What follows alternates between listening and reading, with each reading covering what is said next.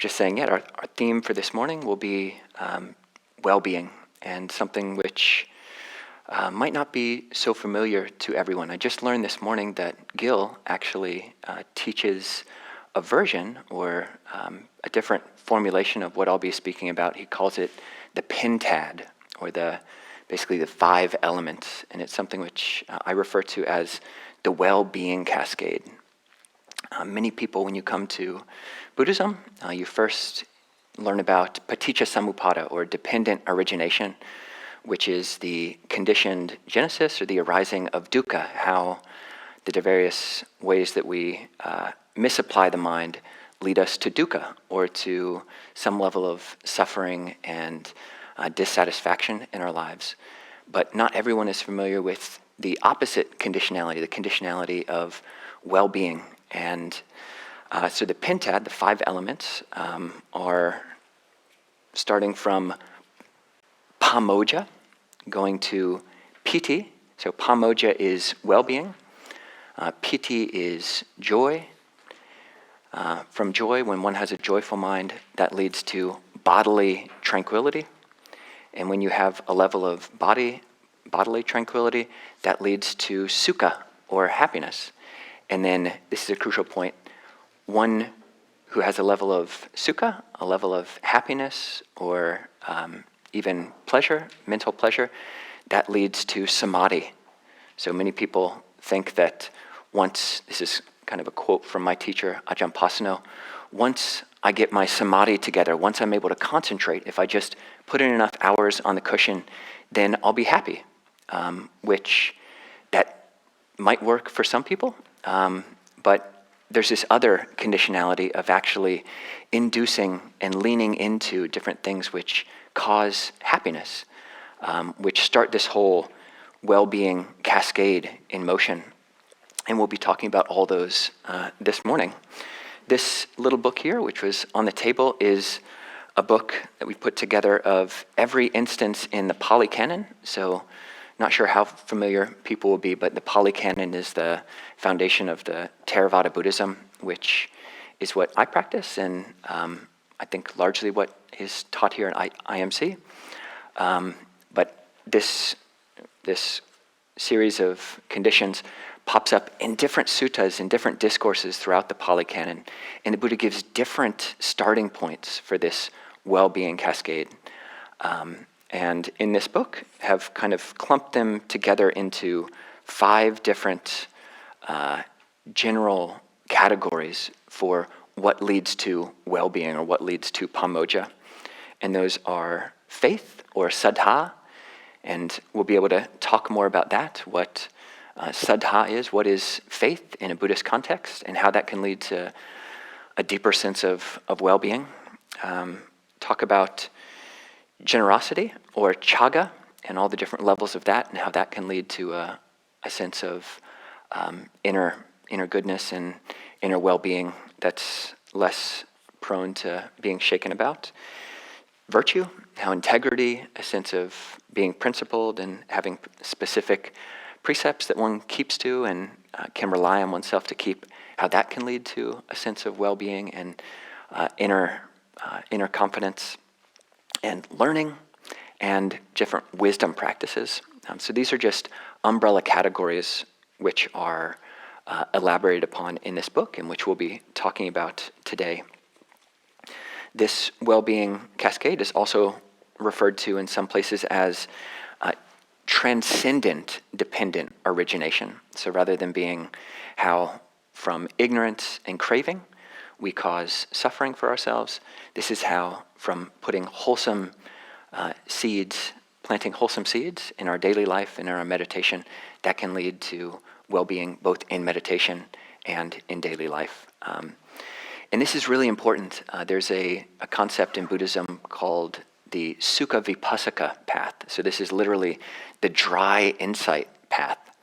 And that's one of just watching sensations in the body, whether things are pleasant or unpleasant or neutral. You just watch them with equanimity. And you don't try to incline towards the pleasant ones, and you don't push away the unpleasant ones, but you just watch whatever arises. And that is a legitimate path, but what we'll be speaking about today is really paying attention to and learning about these qualities, which the Buddha talked about as being reliable sources for a deeper and more sustainable level of happiness.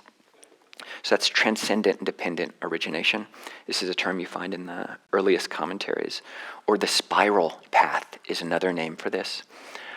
It's spiraling because it's not just the case that you practice generosity or you keep precepts in daily life, and then you have some level of pāmoja or well-being, and that leads to piti and tranquility and happiness, and then you'll be concentrated, and that's the end, and then you'll be enlightened. But it just keeps on spiraling. You practice these in daily life, you practice these in meditation, and the levels of well-being just get more and more refined. Or you can talk about it even going the spiral, going downwards. So you're getting more and more in touch with deeper and deeper and more subtle and refined levels of well-being. So I'll just read one particular instance of the well-being cascade in this packet. It's at the bottom of the second page, behind the first page. And this is where the title well-being cascade, where that image comes from. So it's just like when a rain cloud showers down full droplets of water on top of a mountain. That water flowing down along the slope fills up the mountain's streamlets, fissures, and gullies. And when those are full, they fill up the pools. And those pools fill up the ponds. And those ponds fill up the streams. And those streams fill up the rivers. And when those are full, they fill up the great ocean. And truly, in the same way, this particular sutta starts with faith, or Saddhā. With Saddhā as a supporting condition, there is a sense of well-being. And a sense of well-being is a supporting condition for joy, or piti. And I will be using some of these Pali words because some of them are just fun, and they're much more precise than some of the English terms. So piti, and I'll talk about the etymology and greater context for these words as well. Joy is a supporting condition for ease or tranquility, passaddhi, relaxation. Ease is a supporting condition for happiness, or sukha. Happiness is a supporting condition for concentration. And those five, that's what Gil Fronsdale refers to as the pentad. But in this sutta, as elsewhere, the Buddha continues. Concentration is a supporting condition for knowing and seeing accurately. Knowing and seeing accurately is a supporting condition for disenchantment, or nibbida. Disenchantment is a supporting condition for dispassion. Dispassion is a supporting condition for liberation. And liberation, or vimukti, is a supporting condition for knowledge of the destruction of the outflows. So this is basically getting rid of greed, anger, and delusion, which is the goal of a Buddhist practice, whether it's in the Theravada or the Mahayana, just getting rid, cleansing the mind, purifying the mind of greed, anger, and delusion. So, mention those 5 different founts of well-being. We can think of these as different clouds that rain down upon the mountain of faith, generosity, virtue, learning, and wisdom. And I'll just introduce one other concept, and I'll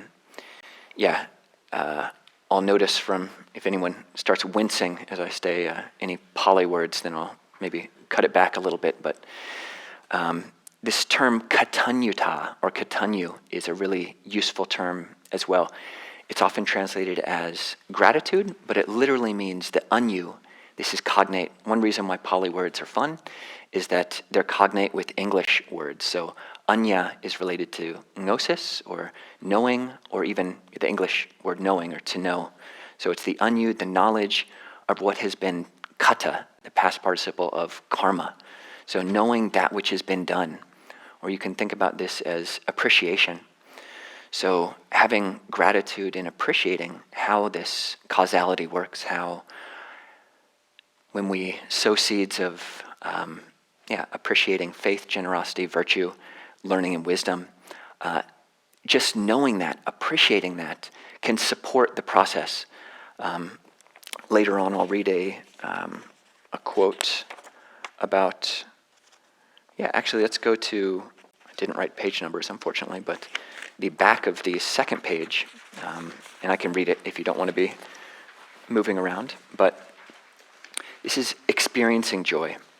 And this is where the Buddha talks about how this well-being cascade is a natural process.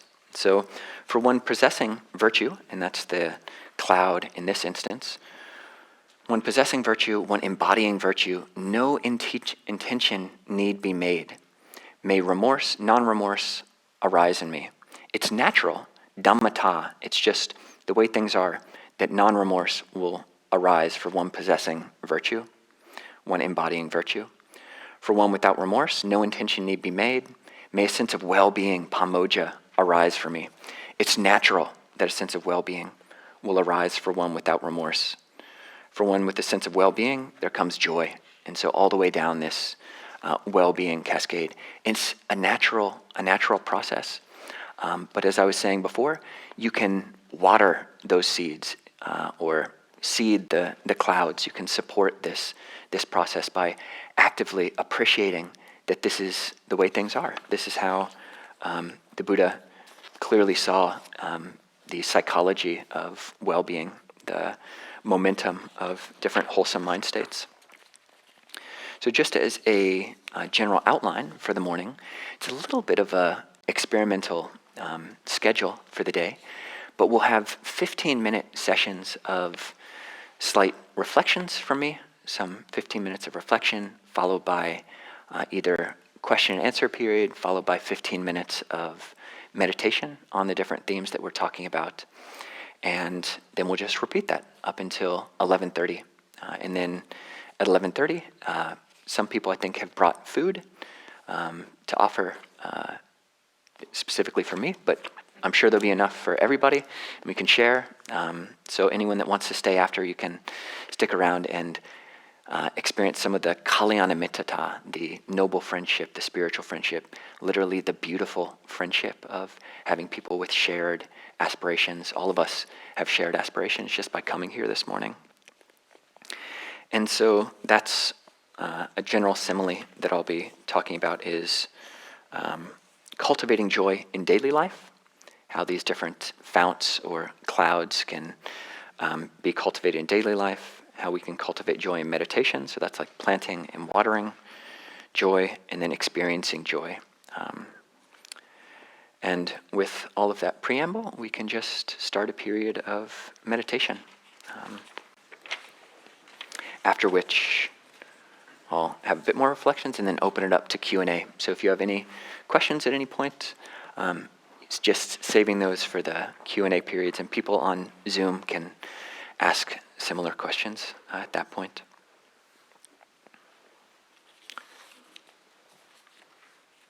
Okay. So, all sitting together here.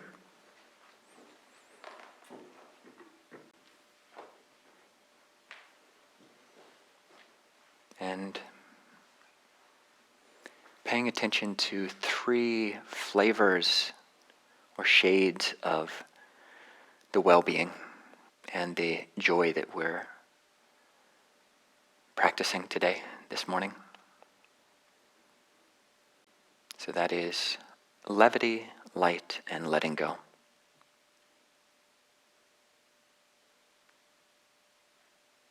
So bringing some levity to your posture. You can imagine if there was a string attached to the top of your head and just gently being pulled up.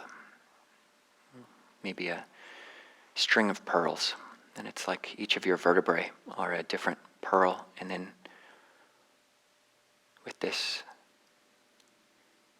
very light pull at the top of the head, just elongating the spine, bringing levity to the body, some lightness to the body, and then letting all the musculature just let go around this central column, this string of pearls.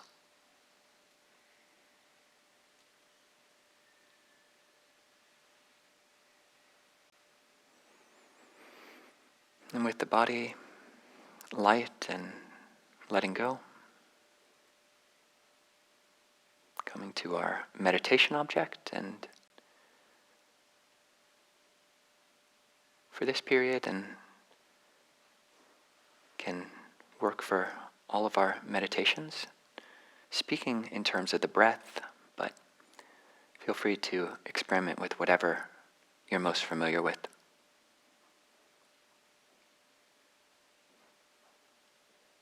Just knowing every in-breath and every out-breath.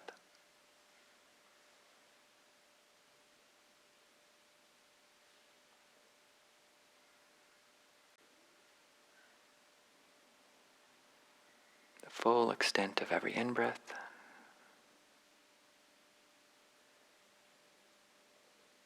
and the full extent, beginning, middle, and end of every out-breath.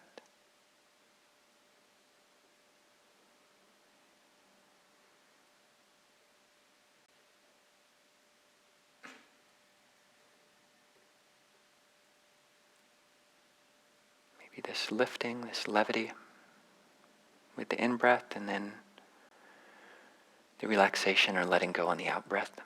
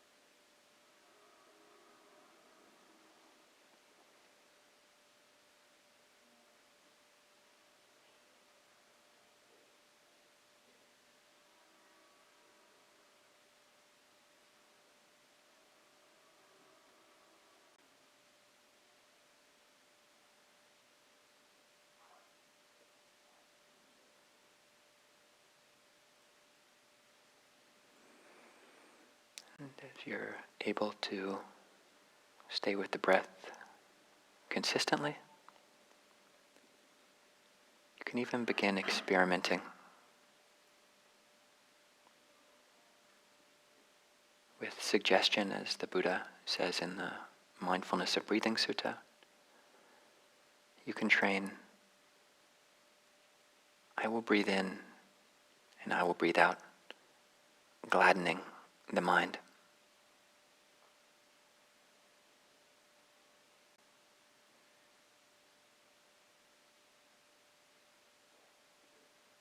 And just sweetening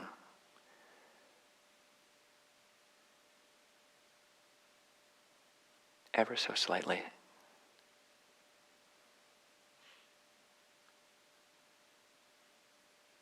Experiencing the richness of the in-breath and every out-breath.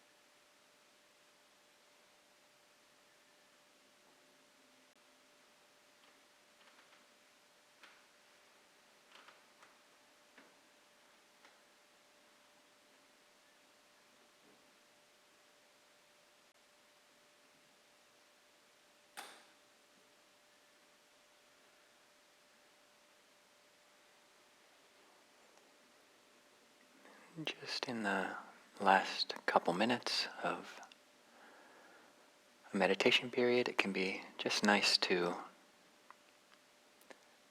practice a little bit of metta or loving kindness meditation. So with any momentum of concentration or awareness that you've built up, any warmth or tranquility that you might feel right now, just allow that warmth to expand, allow your awareness to expand, and just sit with this wonderful blessing of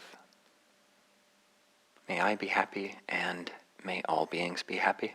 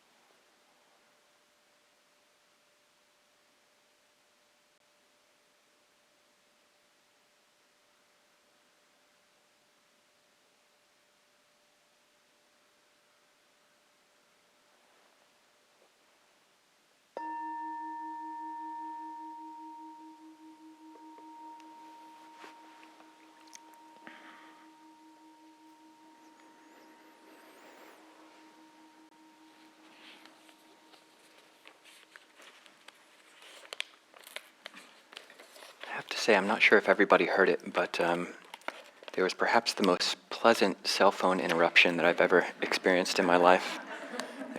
It said, happy birthday, something, something, something, I love you. So we can take our joy where it comes from. So yeah, in this next little period, would like to speak more specifically about two of the clouds, these founts for well-being, of faith, or Saddhā, and of Cāga, or one translation is generosity.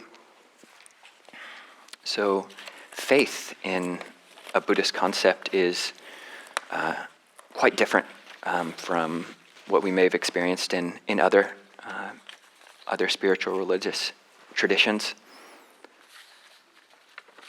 The word is Saddhā, and the basis of faith in Buddhism is a very simple belief, which is that you can think of it as just one general principle, or 2 points, being it is possible to abandon unwholesome actions of body, speech, and mind, and it is possible to cultivate wholesome states of mind. And just that, that's really the foundation, and it is a belief. You can either choose to believe that there's some level of effect of intention, some level of agency, that you can affect your mental states. You can get rid of unwholesome, unhealthy, unbeneficial mental, physical, verbal actions, or that you can't. And each of those beliefs is going to have an effect on your life and how you relate to the world. And in a Buddhist context, you take the positive view that it is possible to abandon the unwholesome and to cultivate the wholesome. The Pali Canon does talk, it does mention beings in other realms. It does talk about rebirth, but really those are not at the foundation because most of us have not experienced anything like that. We just have our daily experience, and what's more important than these seemingly philosophical, perhaps esoteric concepts is what we do in the present moment and the belief we have about our capacities in the present moment. So how can, it's said in multiple suttas, and you can read some of them in that little brown book, all these different instances where the Buddha points to how faith, Saddhā, can lead to well-being. So what does that look like? So on a daily life practice, how this manifests in Buddhist countries, or for people who are okay, calling themselves Buddhists anywhere in the world. Oftentimes that'll manifest as having a Buddha statue in your own home, or you can sneak them into your family's homes as well if you are into that kind of thing. It can manifest as you having a shrine. It can manifest as daily bowing practices. And these are all aspects which some cohort of secular Buddhists don't really feel comfortable with. That's almost the definition of a secular Buddhist, is someone who doesn't really feel comfortable with the different rituals of seeming religiosity, like bowing, like maybe wearing robes, or like having different religious iconography in your house. But whatever that statue, it's what it really is a symbol for whatever you believe it to be, at least in your own context. So if you take this foundational belief that the Buddha puts forth, that I can change and have an effect on my life and my actions, and if you take that as the symbol of what the Buddha represents, or this basically Buddha itself, the word means knowing. It just means one who knows, or one who is awake. So it's a symbol for awakening in your house. And however you take it, he is also, I think you'd be hard-pressed to find a scholar who doesn't feel that the Buddha was a historical figure who walked in India 2,600 years ago. The statue does represent that, but that also can be an inspiring source for well-being. Yeah, the Buddha was a human, and I'm a human, and he attained enlightenment through his own efforts, and I can do that as well. I can practice awareness, being awake in the present moment, and inculcating and just inclining to this belief in the efficacy of my actions. That's what this Buddha statue represents. So that's a physical manifestation. If you don't already have a Buddha statue, they're so easy to find. I mean, yeah, there's got to be like 5 or 6 stores within 10 minutes walking distance of here that you can get a Buddha statue if you don't already have one. And then a bowing practice, that's another thing which seems like it's super religious, and maybe it is in other contexts, but what does it really mean for something to be religious? And just simply by bowing, does that necessarily mean that you're giving your life over to a totally unreasonable ideal? And it doesn't have to. In the tradition that I ordained in, I wasn't born a Buddhist into a Buddhist family, but coming into a Thai forest form of Theravada Buddhism, there is a lot of bowing that we do. Basically, we're encouraged to bow when we first wake up, which I've come to, it didn't take too long.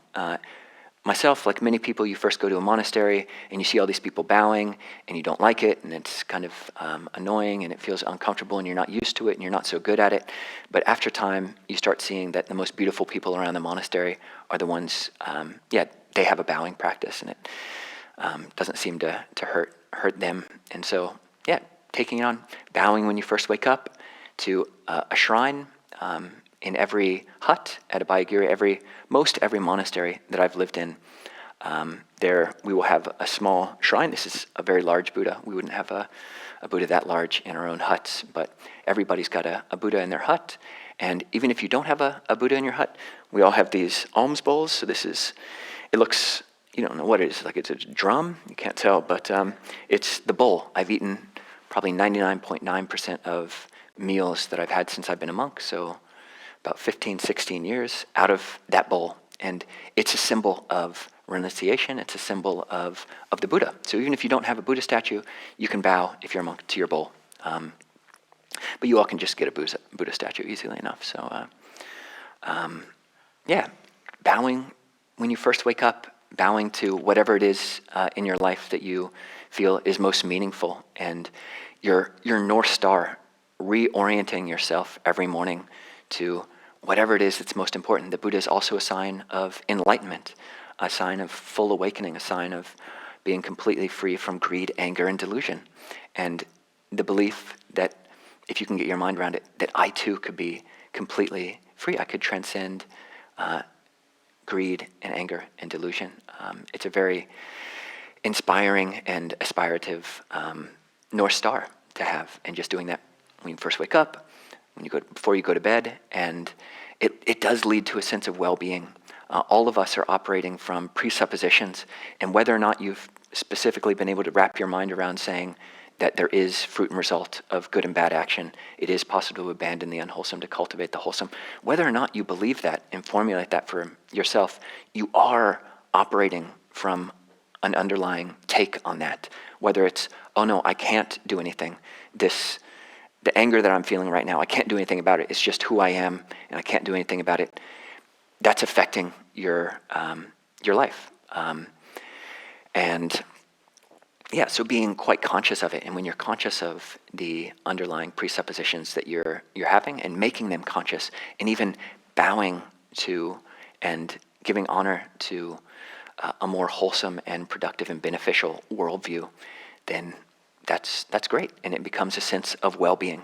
Okay, other people might be confused. They have no North Star. They have no principle that they orient their lives to. When they're feeling good, they just follow after their pleasant feelings. When they're feeling bad, they just get all depressed and wound up around that. But for me, even if I'm feeling depressed, I can still nurture and bow to this belief. I can still lean in a direction of wholesomeness, even when what's coming up seems quite dark. So that's a little bit about faith, how you can cultivate it in your daily life through these different symbols and these different gestures. And I'll give a little guided meditation after the Q&A about a guided meditation on faith, but also on generosity. That's the second fount or second cloud of well-being, source of well-being. So how to cultivate generosity in your daily life. I don't want to point them out specifically, but my mother is somewhere in the audience, somewhere here. I won't, some other people have pointed, but I won't do that. She's the one knitting, but anyway, she's not, we do meditate together, which is great, but something which she does so much of the day, and now that she's retired, she does it even more, but is knitting or sewing. And she's knitted many things for me. She sewed this jacket. She's given me a lot. She didn't knit these socks, but I have many socks that she has made for me. And it's a really beautiful practice to have ways to literally, every stitch can be a stitch of love and a stitch of giving away. She has other things, other ways she could spend her time. All of us do. Can we do it? Can we spend our time in ways that are leaning the heart in this direction of letting go? So that's the broader definition of Cāga. So a more familiar term for generosity is dana, and dana is literally what you give to someone else. But Cāga has a much broader range, scope of meaning. It runs all the way from, specifically the donations that you might offer a monk. So in Thailand or in Buddhist countries or around Buddhist monasteries, there's a tradition of the monastics, bhikkhunis and bhikkhus, going for alms round every day. And that's an opportunity for the people who live around the monastery to literally put food. That's how we survive. We don't use money, so everything that we eat, all the food that I've eaten, all the food that every monk in my tradition has eaten for the whole time that they've been a monastic, has been donated. And when you realize that if every cell in your body regenerates every 7 years, then my body twice over has been fully a gift from someone else, from multiple people, that becomes a quite meaningful and deep reflection. All the generosity that's gone into sustaining all of us, that's quite powerful. So that's one form of Cāga, but Cāga, on the other extreme, it's a synonym for Nibbana. It's a synonym, it comes up in the definition for Nibbana in the third noble truth. What is Nibbana? It's the remainderless fading and cessation, renunciation, relinquishment, release, and letting go of craving. So it's all the way from just letting go in this way, just a little bit of food, I've got some sticky rice, or a piece of bread, I guess bread would be bigger, but just letting go like this, to all the way to the other extreme of the complete letting go of defilement, letting go of craving, the emptiness of nibbana, and everything in between. Every gesture of this, of just not clinging, every gesture of letting the hand relax and to let go of that which we take as mine. This is my food. This is myself. I am this. This is myself. Can we let go of that? And the physical action of letting go, the Buddha had a principle of, he said, if beings knew as I knew the true results of giving, they wouldn't eat without first having given. There's a very impressive practice that I encountered in monasteries in Sri Lanka called the Saraniya practice. Saraniya literally means remembrance, but it's referring to this principle of giving before you eat. And in those monasteries, people, the monks specifically, will take their alms food, but then before they start eating, they will go around and make an offering, take something from their bowl and put it in one of their fellow monastics' bowls. And so, how could you institute some act of giving in your daily life? And it's a little bit unfortunate. I mean, think what you will about a mendicant monk who doesn't earn their living, in the traditional way, has a very different livelihood, is basically a beggar. The word bhikkhu for monk literally means one who begs. Think what you will about the monastic themselves, but the people who offer, I can't think of a way to conceive of that action as being anything but, marvelous and wonderful. So, it's sad that you don't have monks and nuns kind of wandering the streets more often, and you could just go outside your house, as is the case in Thailand, Sri Lanka, Burma. Every morning, 7 or 8 in the morning, the first thing you do is offer. You've made your sticky rice for your whole family. You've made whatever it is, your Lucky Charms or Fruity Pebbles, and you just pour out a little bit for the monastic. Wish that could exist, but if you live around monasteries, or if you have children, then you have that chance to do that every day, and just recollecting that. So it is natural that giving will lead to well-being, and that will happen the more you give to your children, but the more you're able to actively appreciate that, to have this gratitude for the whole process, then that is like a supercharger for the action itself. So that's a little bit about Saddhā, or faith, and giving, or Cāga, and maybe open it up to questions if anybody had questions or comments or thoughts, either here or online.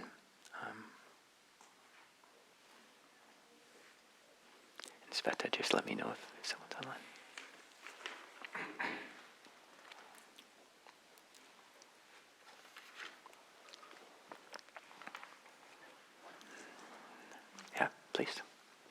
Thank you. I have just a basic question of how many times do you bow in the morning, or how long do you do it for? So in our tradition, it's a practice of just when you first wake up 3 times. And from the time of the Buddha, there was a tradition of always having your head face in the direction of one of your teachers, or if you've got a statue, it's a more recent tradition. You just always have your head facing the Buddha statue or your bowl. And so I do that, and then as soon as I wake up, basically 3 bows from the kneeling posture. Myself and a number of other, not just monks, but people, have what we call the 28 Bow Club, and you can join it. You can all join it. You don't even need a membership card. You can just call yourself a 28 Bow club member. And this is something I've been doing for a number of years, but so doing Tibetan style bowing, which is a good exercise. You're basically standing up and then going down and then lying all the way flat and then coming back up and doing that 28 times. And if you can count it, if you've got a mala, you can just 1/4 of a mala. So up to here is 28 beads. And if you bow 28 times, and so basically going down 1, and then you count your first bead. And then after 28, you do that every day for a year, and that's 10,000 bows. And you can't, how can you quantify faith unless you've got numbers? So, yeah. So that's a practice that I do, and it's just a good workout and an exercise of faith as well. So, yeah. Oh, yeah.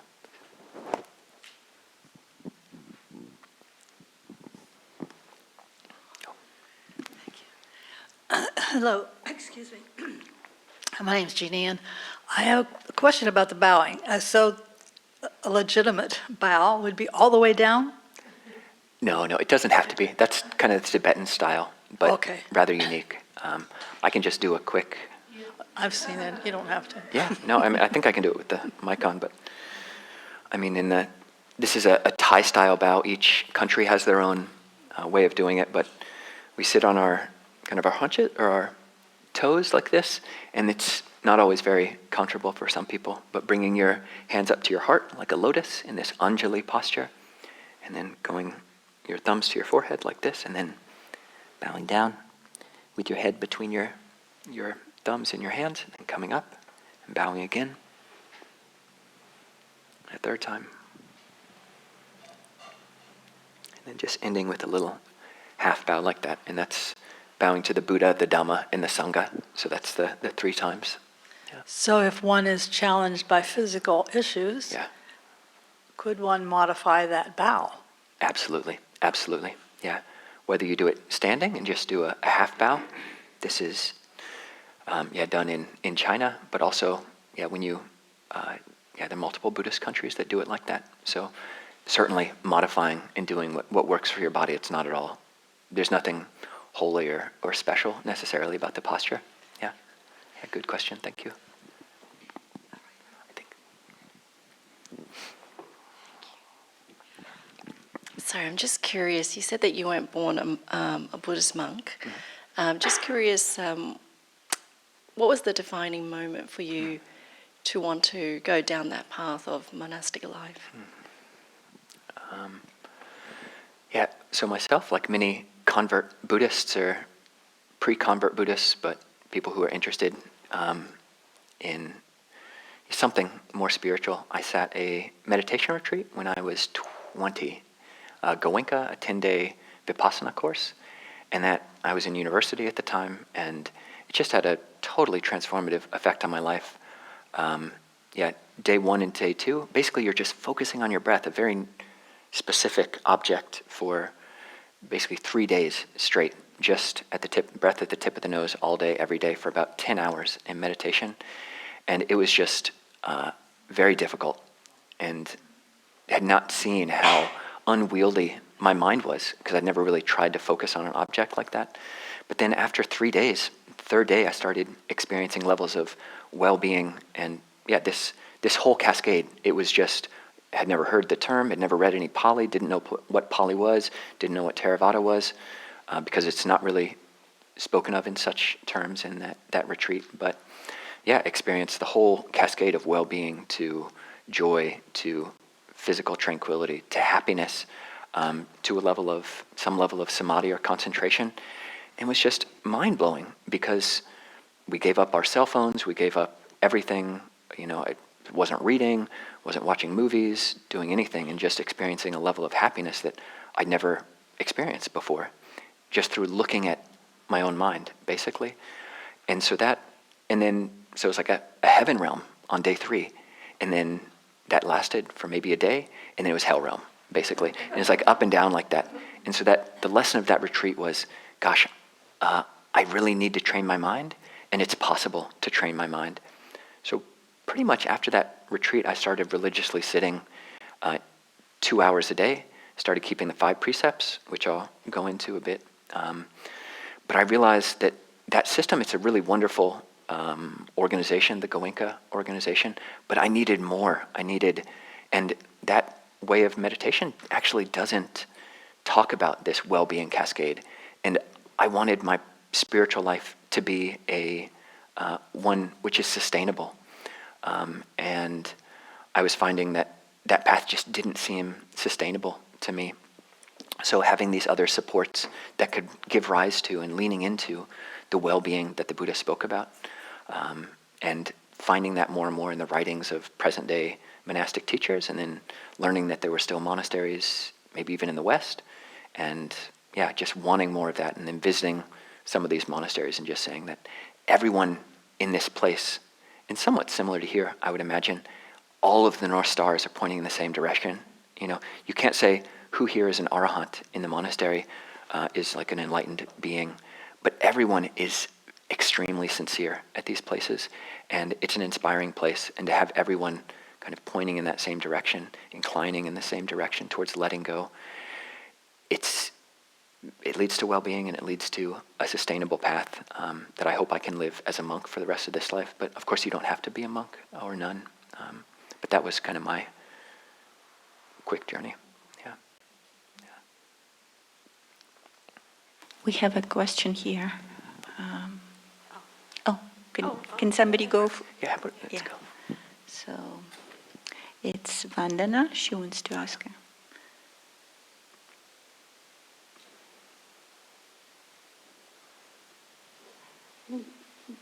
I just wanted to make a comment which Ajahn just made about the path is spiral. So that makes more sense for me today, because he gave that analogy of the mountain when the raindrops comes, and then you don't even know that how many rivers, lakes, ponds, and then eventually ocean it will fill. Then you will know how much water came from the rain. Otherwise you won't. So that's the same with the practice, that you keep on putting that one drop, and it became so clear for me when Ajahn gave this analogy. So thank you so much, Ajahn, for that. That's all I wanted to say. Great, thank you, Vandana. Yeah, and it's a really cool path. That water simile captures that really well. So.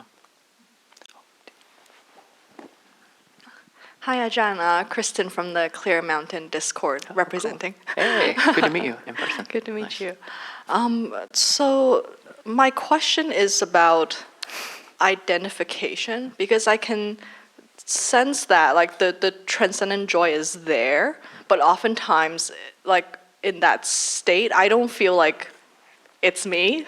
The ego wants to claim that, and the moment it claims that, it disappears.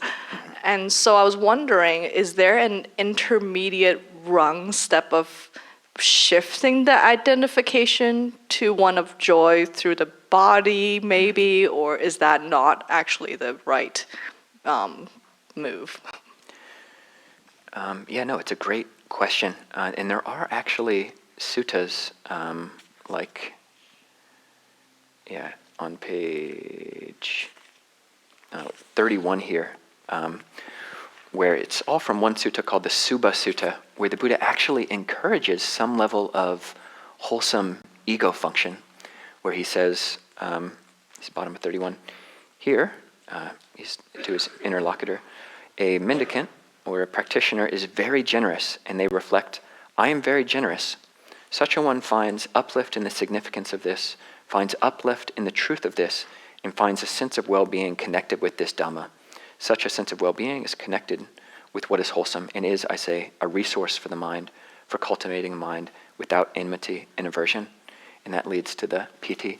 So there is a place for, and it comes up a number of times in this book as well, of actually, I am someone who has a measure of faith. I am someone who has a measure of generosity. I do want to be generous.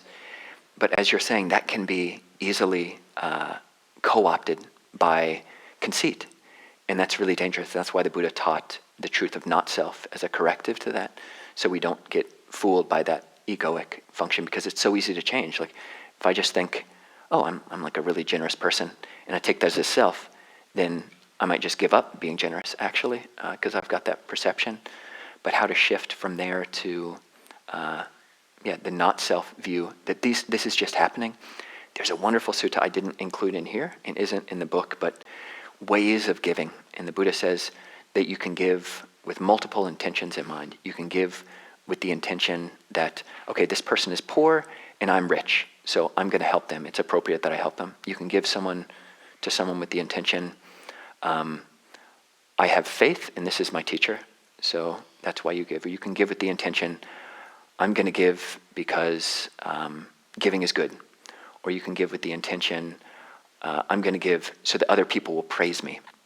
And you can also give, and it's kind of this, and the Buddha is saying that with all of these, he's not bad-mouthing any of them. And he's saying that, on one level of speaking, giving in any of these ways will lead to a heavenly experience. But then he concludes the highest way of giving is just to give, thinking giving is a ornament for the mind. So there's no I in that formulation. So shifting from, I'm someone who's really generous, I'm someone who has a lot of faith, I'm someone who's studied, to this, giving, studying, it's just an ornament for the mind. Yeah, please. You should add a clarification. That's my understanding that only an arhat can experience that. Which one? The last one, the ornament for the mind. The sutta doesn't say that. I don't know, the sutta doesn't say that, Yeah. but somewhere I've heard that. Interesting. Yeah, well, it is a perception. Like, it's framed in quotes, and I can see where that would come up. Like, only the arhat, I think what's underlying that is only the arhat is someone who just has no sense of ego. They've fully, penetrated the truth of not self. But yeah, I think all of us, we've certainly experienced an extreme of feeling very conceited and I'm coming from a lot of self here, but also, experiences of, actually there's not much self here. It's feeling pretty good and just doing good. And along that spectrum, the arhat might be way over in the other room of no self, but inclining in that direction. Giving is an ornament for the mind. It's just, it takes the self out of things in a way which, Yeah. No, there was, first of all, I think I heard it was either in the commentaries or it was from Ajahn. Yeah. But some people I know go around saying, it's just an ornament for the mind. They go for the highest thing and they're not looking at the defilements on that. So that's the only reason why I bring it as a qualification. That's a great point. I mean, you don't want to delude yourself with any of these skillful means, whether it's I'm someone who's generous, which can be co-opted by conceit, or this giving is just a ornament for the mind, with that being co-opted by an underlying I'm somebody who thinks giving is an ornament for the mind, and lifting oneself up in that way. Yeah, great point. And being scrupulously honest about things. So. And maybe just the last question. Yeah, please. Thanks, Ajahn. I had a different question. Like, lucky for you, you experienced these on third days of your first retreat, but some of us keep meditating and, for us, joy is just the little bit momentary ending of that, the proliferating mind. And maybe we see glimpses. So, when we don't see that, then we compare our experience with all the other ones. And so how do you encourage such practitioner, and then, will we all see the clear 5 steps in our, will it all look the same in the end, or how do we go on, basically? Yeah, it's a really good question. And I mean, everyone will experience these things slightly different, just given the situation of your own body and mind. The commentaries talk about 5 different kinds of piti or joy. You've got, rapturous joy, which rains down like a cloud. You've got piti, which is like just explodes in the body. Piti or joy, which brings tears to your eyes. So, not everybody experiences all of those. And yeah, you might not experience any of them. And I think that's one of the advantages of the way that meditation is taught in the Goenka tradition, is that actually don't lean into that. Don't expect anything of yourself in terms of the fruit. Ajahn Thanissaro talks about the jhana factors, the factors for deep absorption being like vitaka and vichara, which are directed thought and evaluation, are the causes, and the piti, or the joy, and the sukha, the happiness, are the results. So you're putting in the causes by sitting to meditate, by coming back to the breath. And then, yeah, whether it comes or not, that's kind of how you have to think. Like, I am not the owner of, I can't force this process. It's going to each pool is going to overflow into the next one when it will. And I can't control that. All I can do is, seed the clouds, or, help the whole process. And that thought, though, which the Buddha does mention, is one can train thus: I will breathe in, gladdening the mind.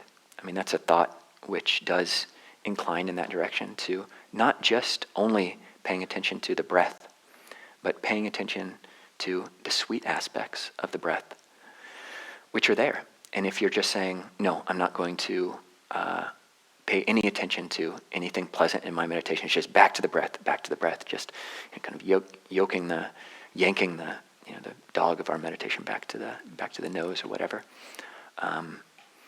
Then you might miss being able to nurture, the slight feeling of lightness, or kind of levity, or just the letting go.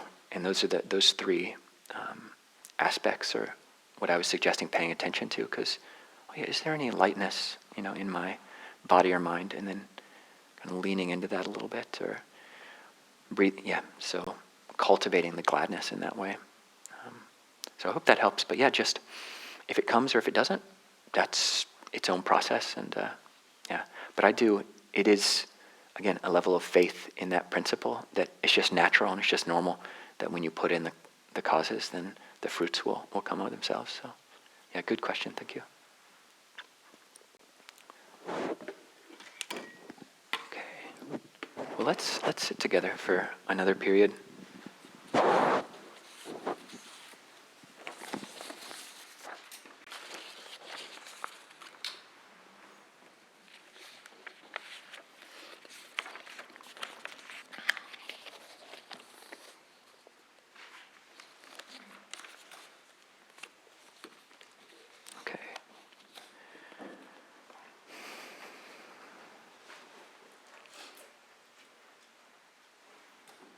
So again, bringing some levity or uplift, some not tightness, some not seriousness, over-seriousness,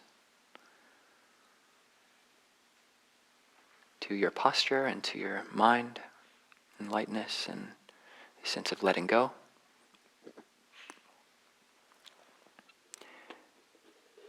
And in this period, we'll just give a bit of a guided meditation, combining the sense of the Sīlanusati, or Cāganusati, recollection of generosity, and Buddhanusati, recollection of the Buddha. And if you're not so comfortable with any of this, you can just come back to the breath. And just as we can let go of sounds outside, the train or whatever it is not having to bother us. So if this meditation isn't your cup of tea, just go back to your normal meditation object. Just come back to the breath, or something more familiar and comfortable. But for those who are open,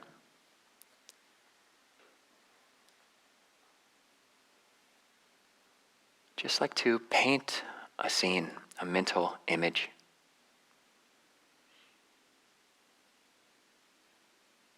And if you're got a good visual memory or visual sense, then you can make this quite vivid in yourself, in your mind. Or if you're just processing the content, that's fine too. But imagine that you're back in your home.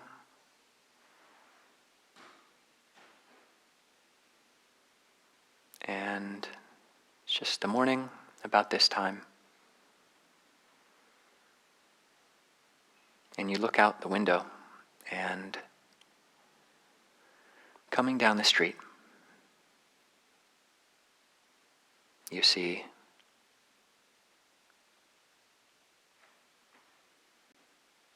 Shakyamuni Buddha. So you're not bothered by the anachronism. Don't worry about how this is possible, but you can tell as soon as you see this being, this somewhat tall, this very handsome, but extremely serene person, you can tell it's the Buddha.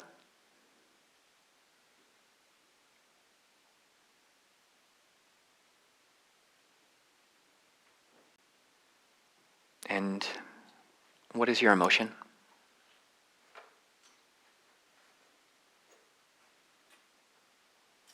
What does he look like?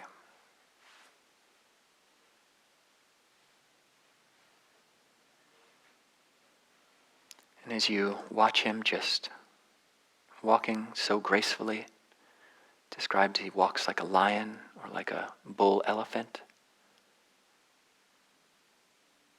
or he moves like a swan. You notice that he's moving in your direction. He's actually headed to your door.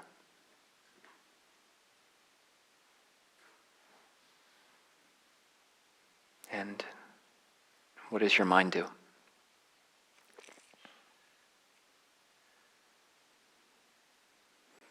And supposing that you do open the door,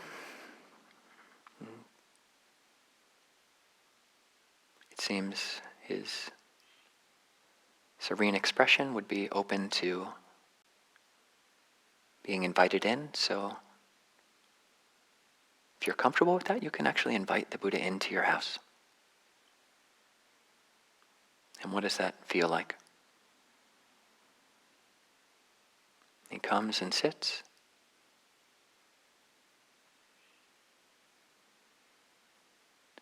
And there you are, just sitting with the Buddha.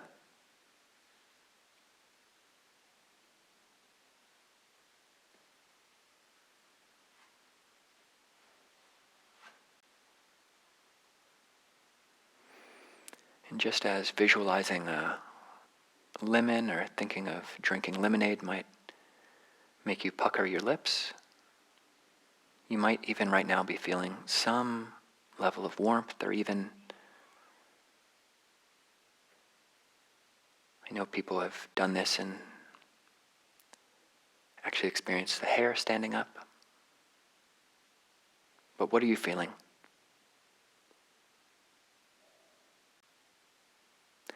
And you're sitting there across from the Buddha, and who speaks first, and what do you say? Or what does he say?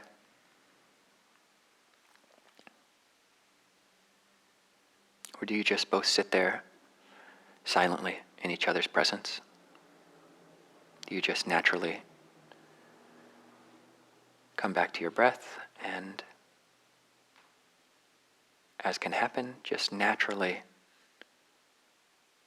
find the mind in a very deep, in a very quiet place?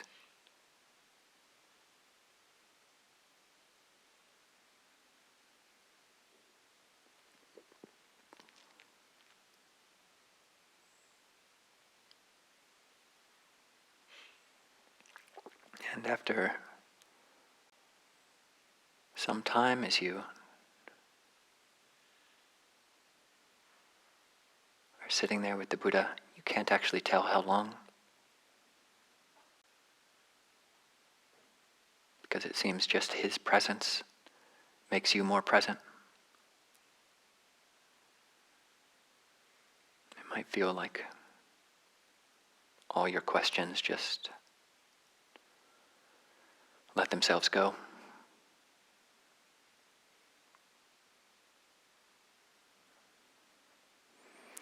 But you realize that it's the morning time and the Buddha has his bowl with him. And you realize that you actually have enough food that you can share.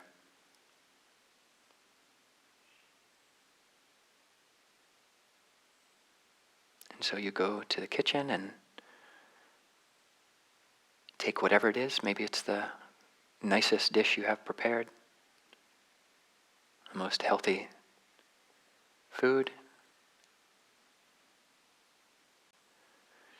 You come back, and if you're so inclined, you can pay respects, you can bow to the Buddha. Or, just when you're ready, he knows what you're wanting to do, and he opens his bowl, and you put your food in his bowl.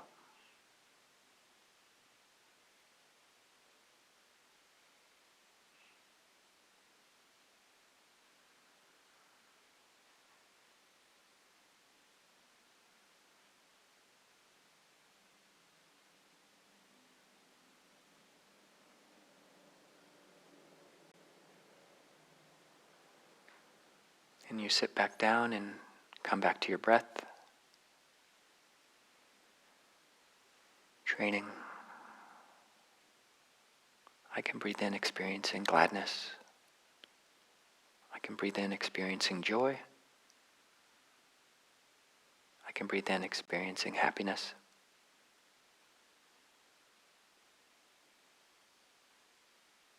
And just letting those natural feelings, just allow them. And moisten them if you can.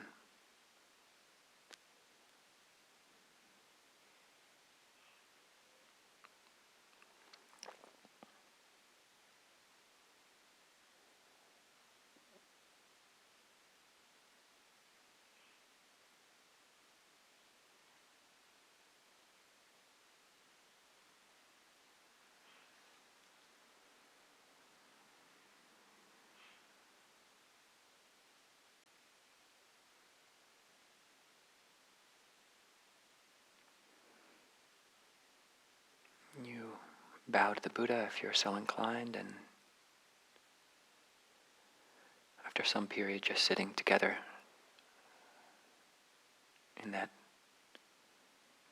quiet space, it's as if the whole room has become more quiet. Maybe as if the whole world has disappeared.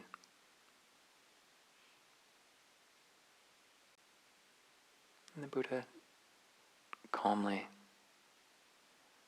leaves your house and continues his alms round, and you just continue to sit there, allowing any joy or pāmoja, this well-being, just allow that to fully seep in with the goodness that you've done.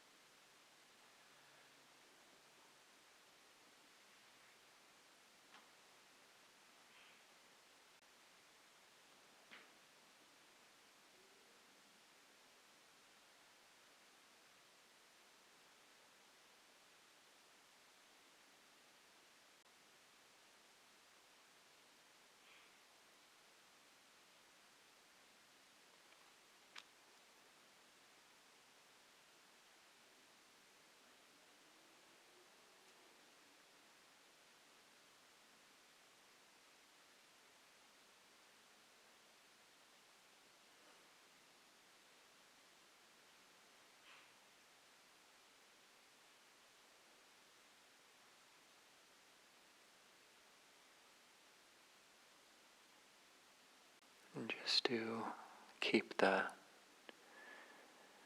clarity of awareness and awakeness, you might want to allow any feelings of pāññā or well-being or joy, or even just the presence that you're putting into the practice, and some level of faith in that, the goodness of that.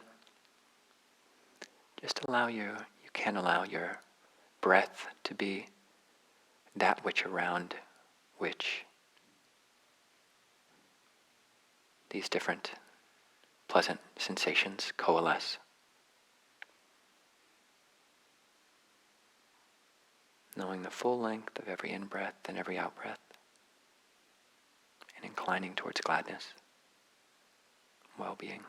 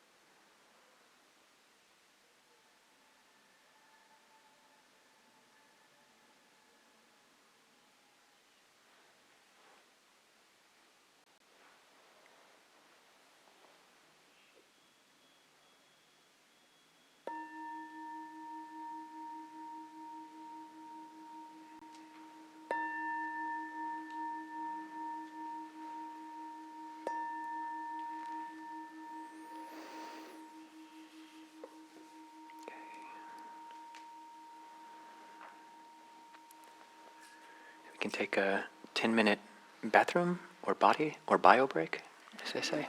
So, and then we'll come back in here for another more reflections at 10:30.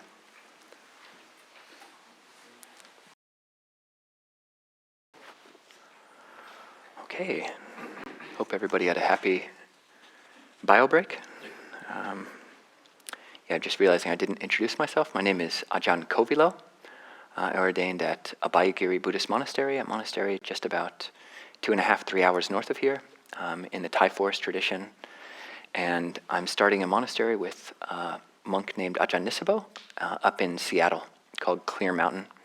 And I didn't bring any pamphlets, but you can just search for Clear Mountain Monastery. And we have a really impressive and wonderful community of people that are coming together. We don't have a physical monastery yet, but we have online, we have a Discord server, which I think we got like 800 people on that, and 300 of whom are keeping the 5 precepts, which is what I'll talk about presently.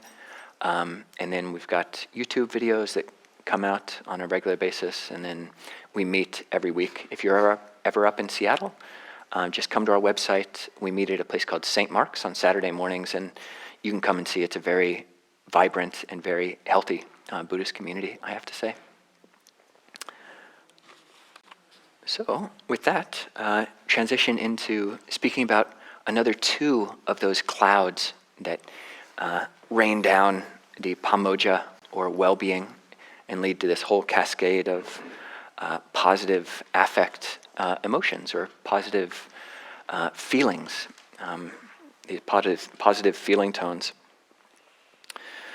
So the next two that I'll be speaking about are Sīla, or Shīla, which is virtue, alternately translated as morality, or sometimes precepts, or integrity, a sense of having principles, and then Suta, or learning, and talk about how these can be founts for Pāññā. So the first is Shīla, Sīla, this well-being, morality or virtue, and typically there are various different levels of precepts that Buddhists will take. For monks and nuns, we've got over 200 main precepts, and then just tons and tons of other kind of minor rules. And don't think that the more rules, the less fun. It almost seems the opposite. It's like the more rules, the more fun. No pressure to ordain, not trying to convince anybody. But yeah, so monks and nuns, we have a certain level of precepts, but then you've got the 10 precepts, which are taken on by novices, and you've got the 8 precepts, which are kind of bring in sense restraint to the main 5 precepts, which are somewhat of a foundation for Buddhist lay practice. Those precepts are, I have it in the appendix here, formally taken oftentimes, and in the Thai forest tradition, people will often do this. Let's see.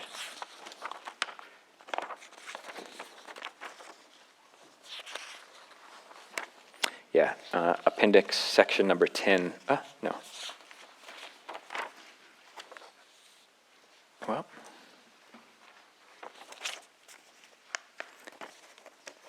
maybe I don't have it here, but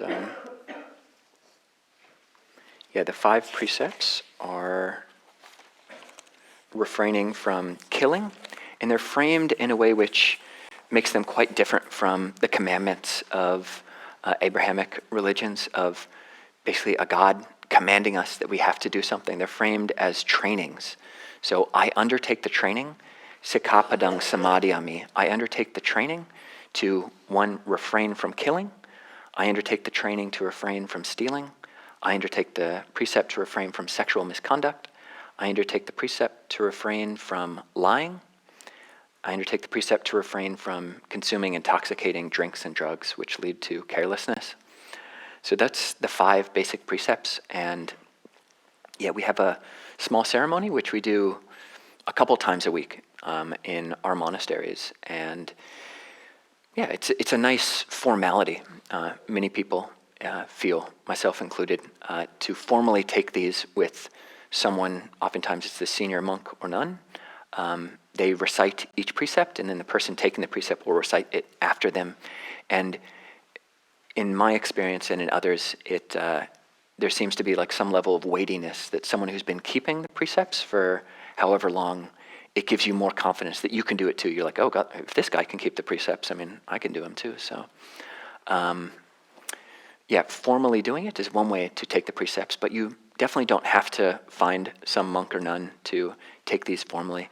You can take them if you have a Buddha statue and just recite the formula in Pali and in English, or just in English. And while the Buddha did again and again highlight these 5 as being a source for well-being, he didn't, there's no commandment about these things.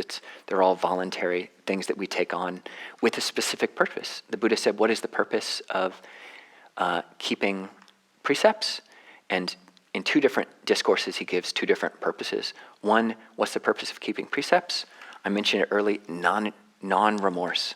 So when you keep precepts, when I'm not killing anybody, I'm not stealing anything, I'm not doing sexual misconduct, I'm not lying to anybody, I'm not consuming intoxicants, then a level of non-remorse comes about. I don't have anything to regret. I don't come to the end of my day and I can't sleep because the conversation that I had where I lied to somebody or I spoke harshly, that comes up in my mind. It just doesn't if you are thoroughly ingrained in keeping these precepts, and it just becomes second nature. And especially if you live in a community where other people are keeping these precepts, it's just totally normal. It's abnormal to meet people who are lying. It's abnormal to meet people in your environment that are breaking these other precepts. And you come to feel very safe. You come to feel very safe when you're keeping these yourself, and when the other people around you are also doing likewise.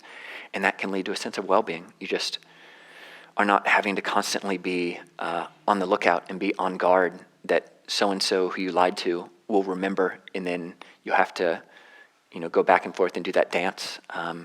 There's a sense of safety around that. The Buddha said that keeping these 5 precepts were a great form of generosity, in that no being has to fear that you're going to kill them, or steal from them, or do sexual misconduct with them, or lie to them.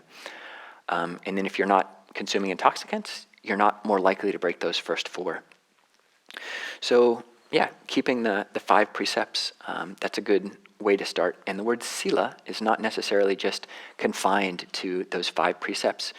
There's some number of books out there, of a book which looks just like this, but is a bit thinner, called Thus You Should Train Yourself. When the Buddha, to every place in the canon when the Buddha mentions this stock phrase, thus you should train yourself.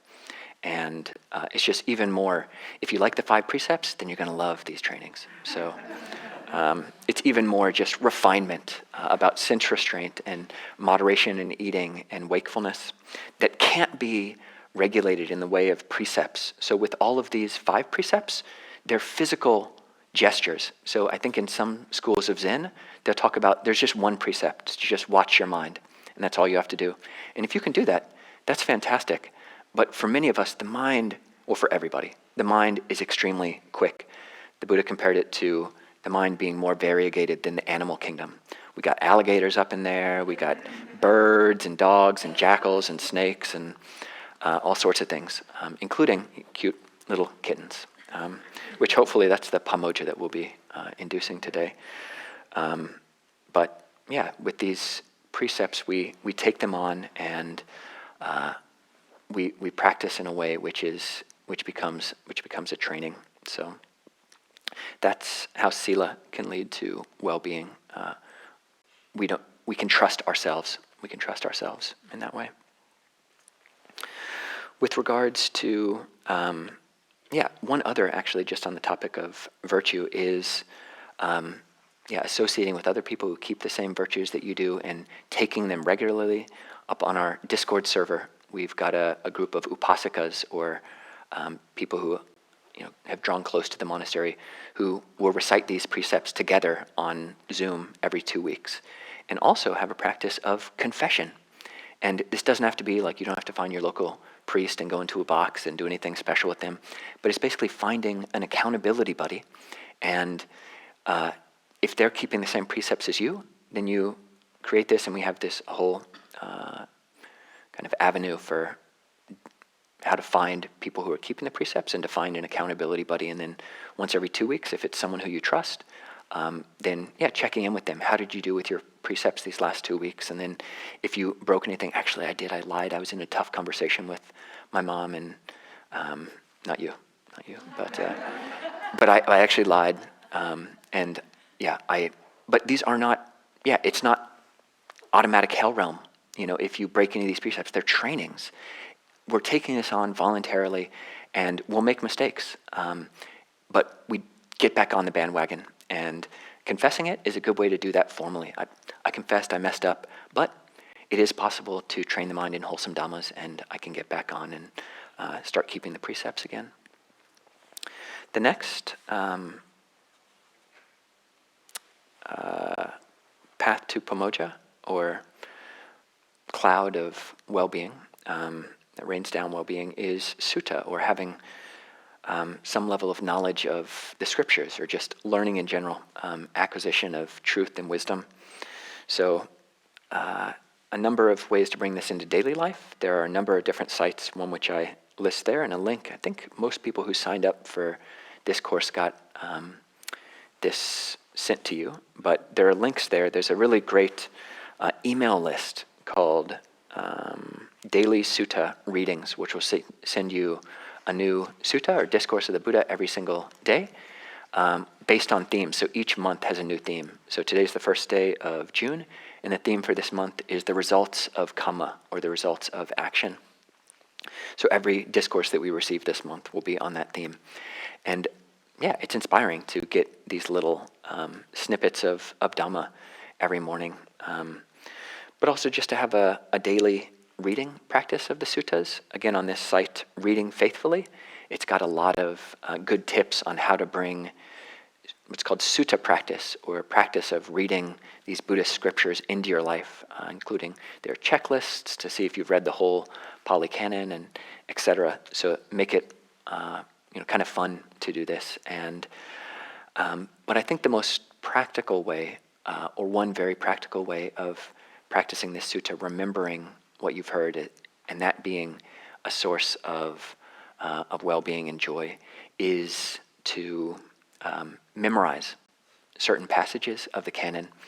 And next we do a guided sit. I'll bring some short passages to mind, which hopefully you can just memorize just as I say them, because with these short passages especially, they can either help you come back to the breath, they can be supports for remembering the breath, like all of these different trainings in the Anapanasati Sutta, the Discourse on Mindfulness, where the Buddha says, actually prompts us to train. I will breathe in contemplating impermanence. I will breathe in contemplating cessation. I will breathe in experiencing joy. I will breathe in and out experiencing happiness. I'll breathe in and out experiencing the mind. I'll breathe in and out calming the mind. I'll breathe in and out calming the body, experiencing the whole body, gladdening the mind. There are 16 of them. So I think I hopefully have a link to that somewhere, but you can do that in meditation once you memorize these different mental promptings and mental supports. But then also just other short passages. For me, having studied Pali for some time, the words are even more meaningful. Pali is a very uncomplicated language because it only exists in the context of Theravada Buddhism, basically. So you've got a word like kusala, which I've translated here and haven't even mentioned it as wholesome, or akusala as unwholesome. In English, I mean, what does that even mean? Like, people say it in Sunday school, but in Theravada Buddhism, kusala is something which is always wholesome. It always has beneficial and pleasant results for oneself and others. So words have very specific meanings in Pali that their English translations, like faith, it can get complicated. So memorizing passages in Pali or just an English translation. And just as a spoiler, the sutta, or the little bit of discourse that I'll have us meditate on after this period of Q&A will be, this is not mine, I am not this. This is not myself. This is from the second discourse of the Buddha, the Anatta-lakkhana Sutta. And it's mentioned there at least 5 times. And you can very easily memorize it in Pali or in English. This is not mine. I am not this. This is not myself. And that just creates a really healthy context for the whole meditation.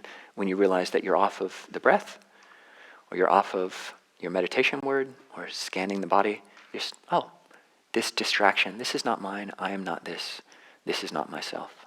So coming back to, you don't even have to come back. The breath was already here, and the mind's already here. So this is not mine, I am not this is not myself. And the mind's back with the breath already. So maybe, I think, open things up for questions, if anybody had thoughts or questions about anything that we've touched on this morning so far, or specifically on these themes of precepts or of learning. And if anybody had any of their own practices of faith or practices of generosity that you could share with the group, because I'm always inspired with the creative ways that people find to live these virtues. So.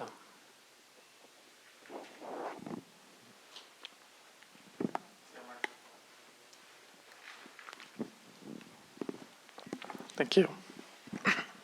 I have a question about one of the 8 precepts, namely the one about luxurious and high sleeping places.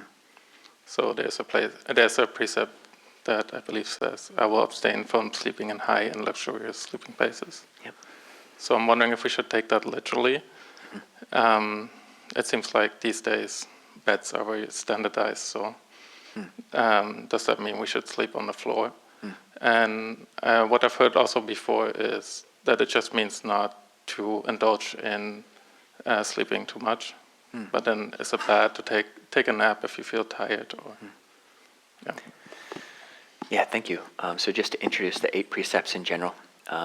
So the first 5, as I was inclining to mention, are physical actions. So it's not like the Zen precept of just watch the mind. They're physical gestures. You break them when the body does something, or the mind, or the body or the mouth does something. The first precept, kill somebody. Second precept, you take something from somebody.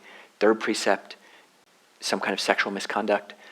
The fourth precept, you just let those words out of your lips.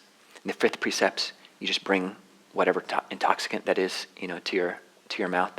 So it's much more practical, or it's easier to catch than just watching the mind.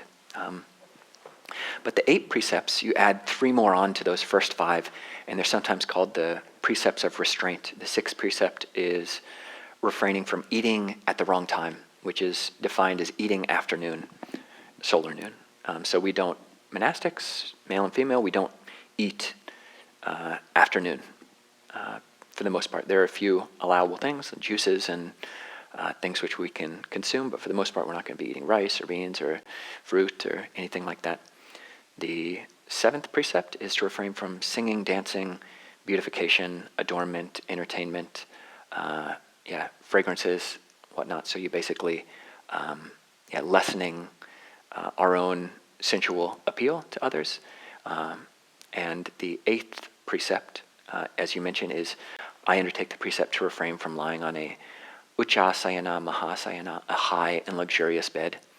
And that is defined for monks. We have the same rule. And specifically, if you're lying on a bed which is higher than, where the frame of the bed is higher than 8 finger breadths. So that's in the monastic rules. And some people find it hard to imagine the Buddha being so pedantic as to give such a specific rule. And a fair number of these rules were extrapolations by later generations, but still very early generations of monks.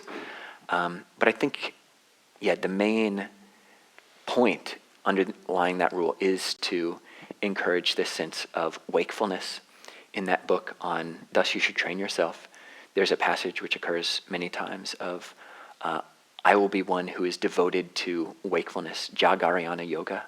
I'll be one who is devoted to being awake.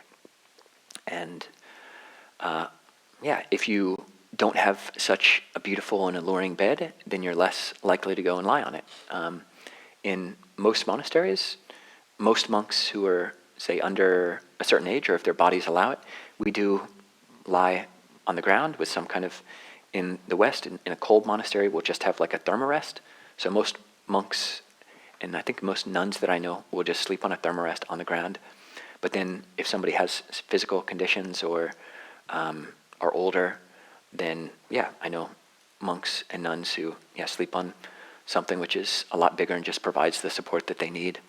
So looking after your health, and I think just right, the majjhima, the middle way, is what you should incline towards, one which takes the principle of not creating an environment, this choice architecture, like designing your room, designing your house, designing the neighborhood to the extent that you can in a way which helps and supports your Dhamma practice, as opposed to kind of zaps your energy. So if you can, sleep on the floor. And most people find that sleeping on the floor is maybe easier than you thought. But having a mattress on the ground, I haven't found that much different from having a mattress on a bed. But no pressure at all, anybody. But it makes things easy. You can just go in and lie on any room, lie down anywhere. So, Sorry if I jumped the gun on the 8 precepts. Oh no, thank you for bringing it up. We have a question here. Okay, please. On Zoom from Eileen. I'm gonna unmute you.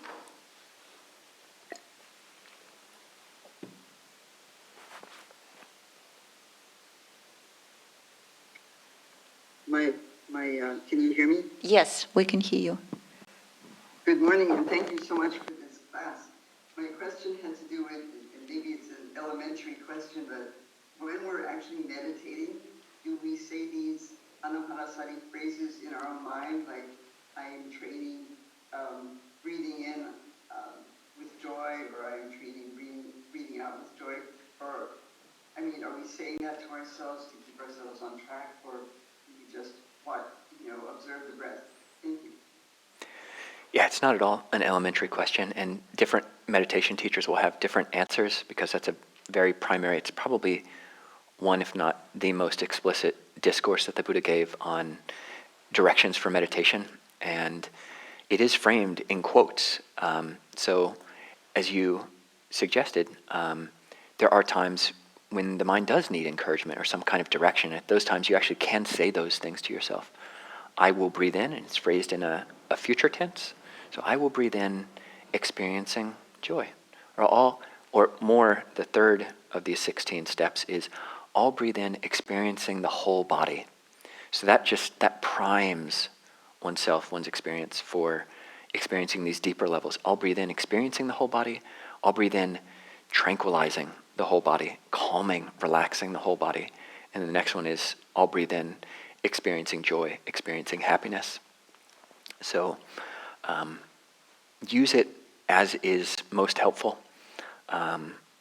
If you need encouragement, if the mind is getting a little bit wishy-washy, or you've forgotten that you're supposed to be paying attention to the breath and you've started thinking about something else, I'll breathe in, knowing the in-breath, knowing the out-breath, experiencing the whole body, and using it just as you find most important, because the Buddha isn't necessarily there with every single breath telling us exactly what we need to do. So you have to cultivate discernment within yourself of seeing what you actually need right now. There's a very alluring take on meditation where all you just need to do is follow the technique and that's it.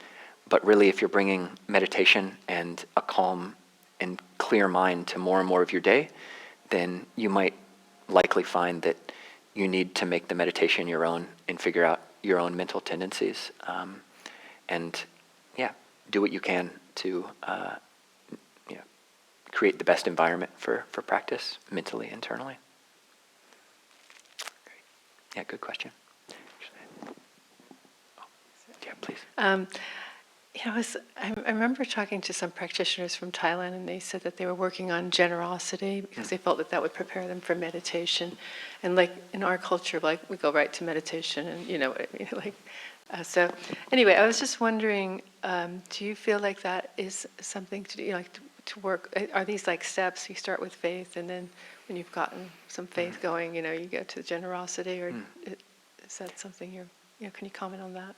Yeah, they definitely don't have to be steps. And you might have someone who's just naturally inclined to giving, but actually has no faith. Like Christians are incredibly generous, but their faith is not that's not the faith that the Saddhā that the Buddha was talking about. Other people, they might have a lot of learning, and that might give them joy. So just leaning into your strong suits, but also, exploring these other ones. And I have definitely found, as a young monk, you're doing a lot of service and, generosity within the monastic form. We don't have money. We can't necessarily buy things for other people. But, I can be kind and look out and give, I can sow something else, sow some requisites for my friends. And so it is a big thing, but it doesn't have to at all to be sequential. But I think it is important. I would love and would invite everybody here to give some serious thought to how you can bring generosity into your daily life, and to really remember that that's a good thing. And actually, can we? There was just one or two people. Sorry about that. We'll come back. Ajahn, it's so fabulous to have you down here in the Bay Area, even though it's very fun to go up to Seattle once in a while. But thank you for being down here. Ajahn Sona talks all the time about cultivating the wholesome qualities and throughout the day. So in addition to in meditation, but kind of living in a positive state of mind all the time. So how do we go from trying to cultivate piti and sukha in meditation to having that be the way we live? Yeah, it's a great question, and Ajahn Sona is a monk in Birken Forest Monastery in British Columbia, but he's got a great simile for right effort. So right effort in a Buddhist context, it's one of the 8 factors of the Eightfold Path, and it involves not giving rise to unwholesome thoughts, unwholesome dhammas that have not yet arisen, to abandoning unwholesome dhammas that have arisen, to cultivating unarisen wholesome thoughts, and to developing to fullness wholesome thoughts that have already arisen. And he gives like gardening similes to that. So you set your bed up in such a way that, moles and whatnot can't get in. That's preventing unwholesome thoughts that haven't yet arisen. And then weeding is like getting rid of the unwholesome thoughts that have already arisen. Planting the seeds and watering and putting fertilizer, that's like encouraging the wholesome that hasn't yet arisen. And then looking after and tending to your already arisen flowers and fruit, that's developing it. And right effort is definitely, this is when, it's not at all a secular versus a Buddhist thing, but it's just the insight that we're creating karma, we're doing actions of body, speech, and mind all the time. It's not just meditation. So if you're just, a cushion Buddhist, or all your practices is just sitting for however long, and then you just forget about it and, go about the rest of your day and getting angry at so-and-so and kind of, eating popcorn until you pass out, or whatever people do. Whatever different flavors of that.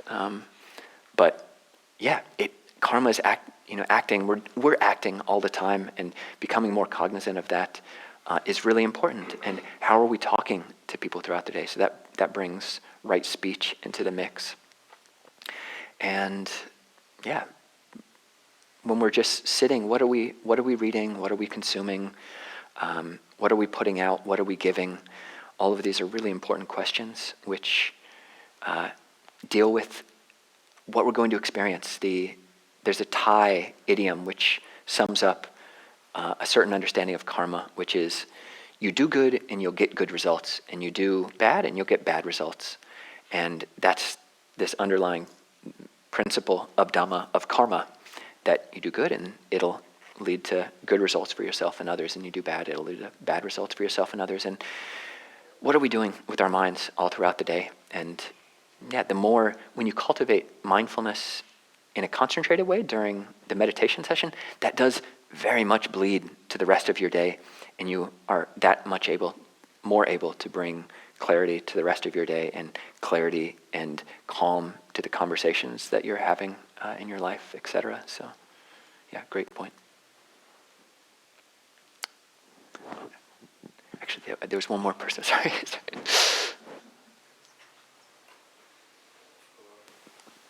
Is it working? Yep.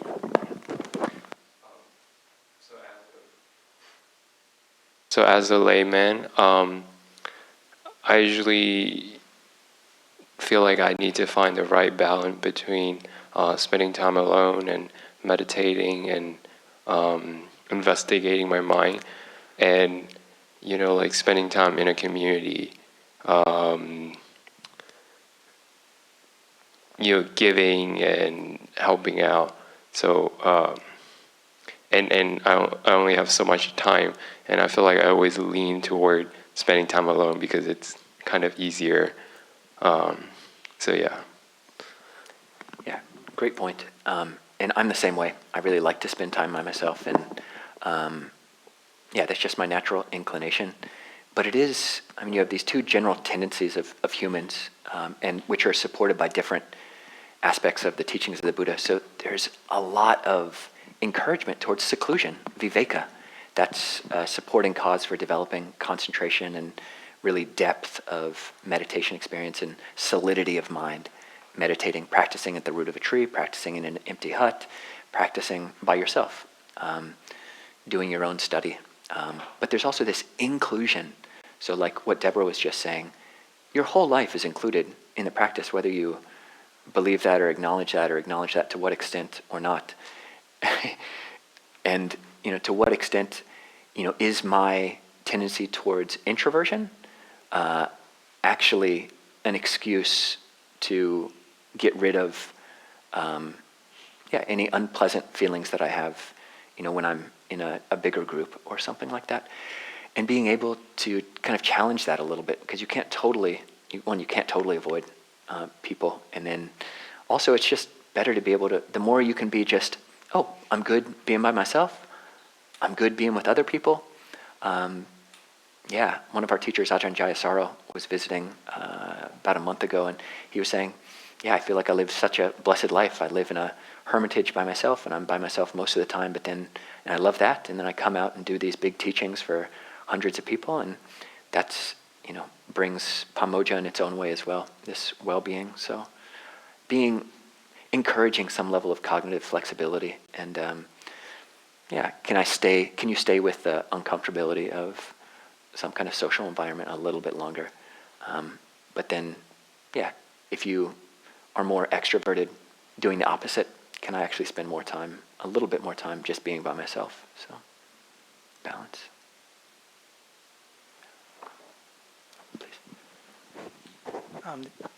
Check. Okay, this is like a subtle question on meditation.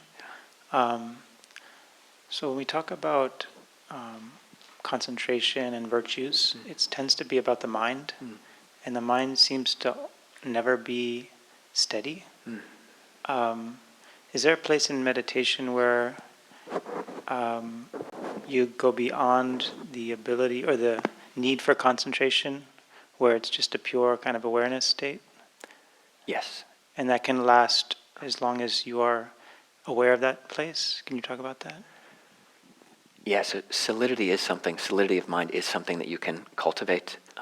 And really, you can see the whole Buddhist training in meditation or training in ethics as training. How solid can I make the mind? So we've got these three characteristics of Buddhism. This is a teaching of Thanissaro Bhikkhu as well. You got the three characteristics, which the Buddha said were true of all conditioned phenomenon, that everything is anicca, is impermanent. Everything is dukkha. It has a level of unsatisfactoriness in it. We can't receive a full level of happiness or pleasure from anything permanently.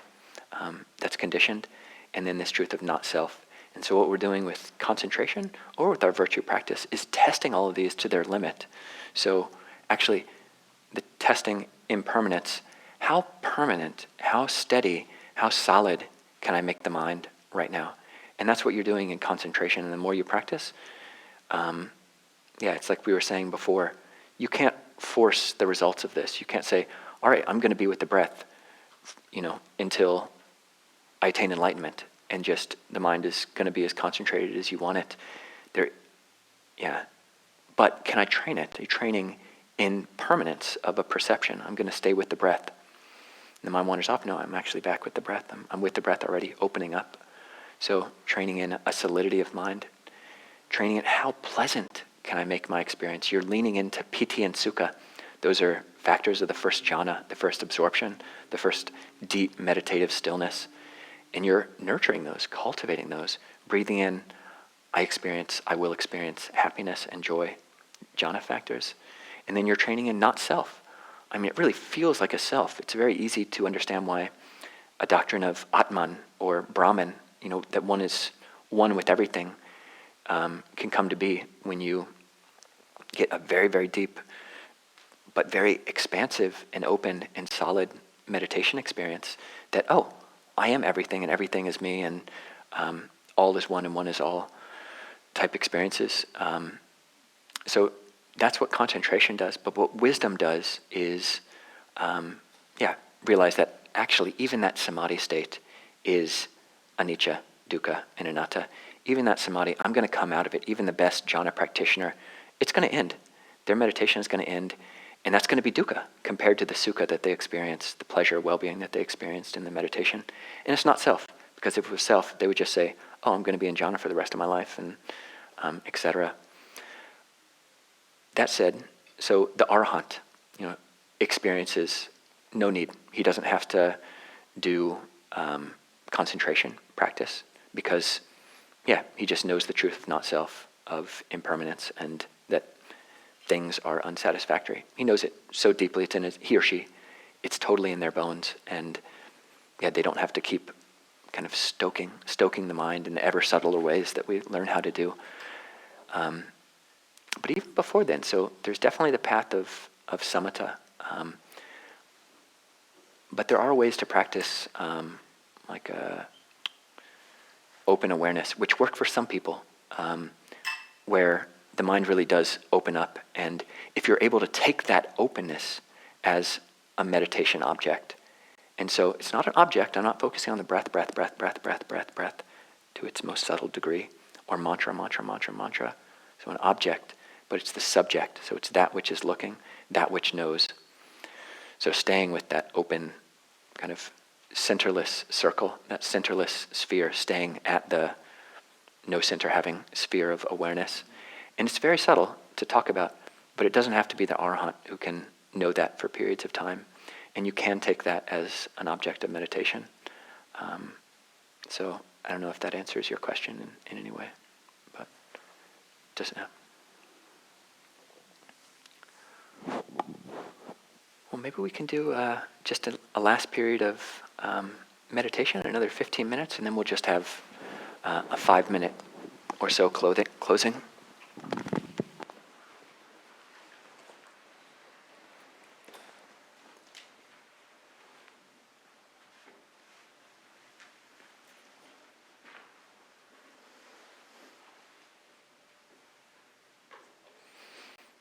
So, levity, this lifting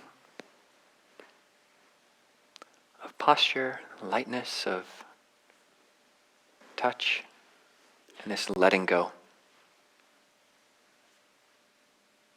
You're fully on the ground. You don't have to hold anything up.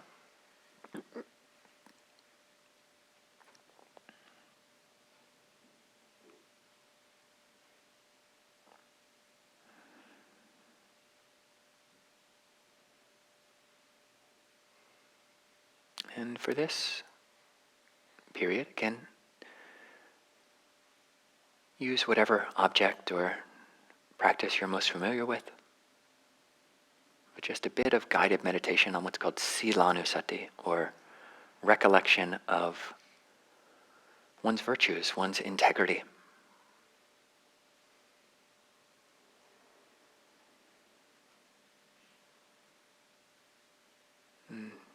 There's a discourse where the Buddha says that the mind can be lifted up with a thought. Others kill living beings, but I'm someone who refrains from killing living beings. So just that reflection in a world full of violence, there is this intention to refrain from violence, and that's not a small thing.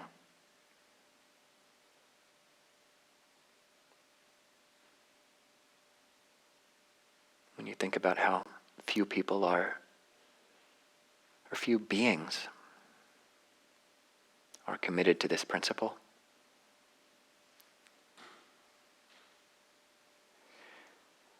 gain a sense of the meaning and a sense of the truth of this, and allowing that to be experienced, and feeling any lightness or just wholesome sense of intention around that.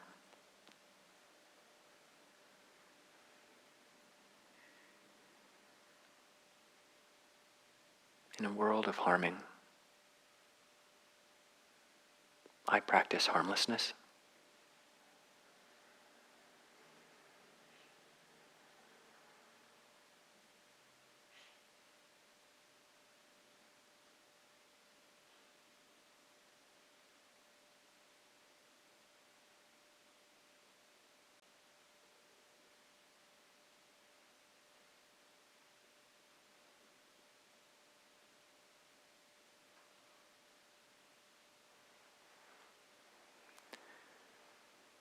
these recollections, you can allow some degree of creativity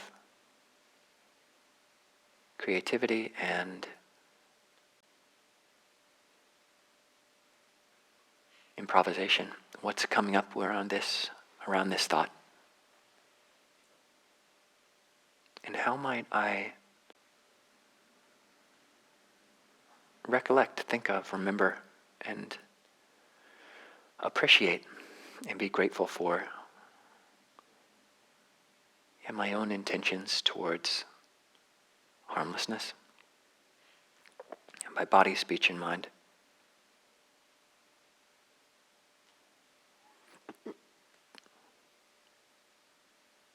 I make mistakes, but really I do want to be a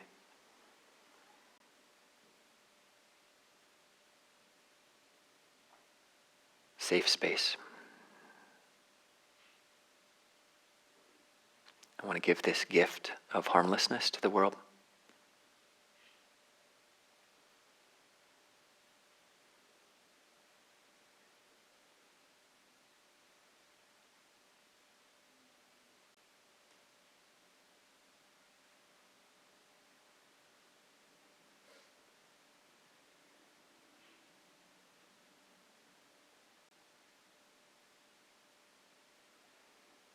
And you can allow this series of thoughts to coalesce again around the breath.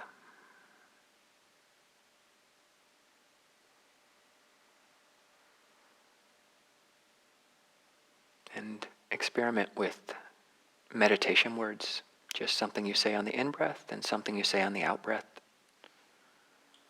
So while we're doing this Sīlanusati, recollection of virtue and principles, our own integrity,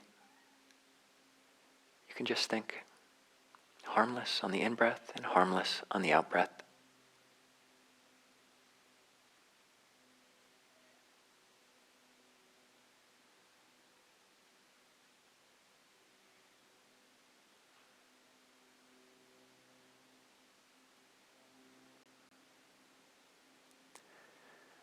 And when the mind wanders, just recollecting that quote we said earlier, "This is not mine. I am not this. This is not myself." And then you're right back with the breath, right back with this harmlessness.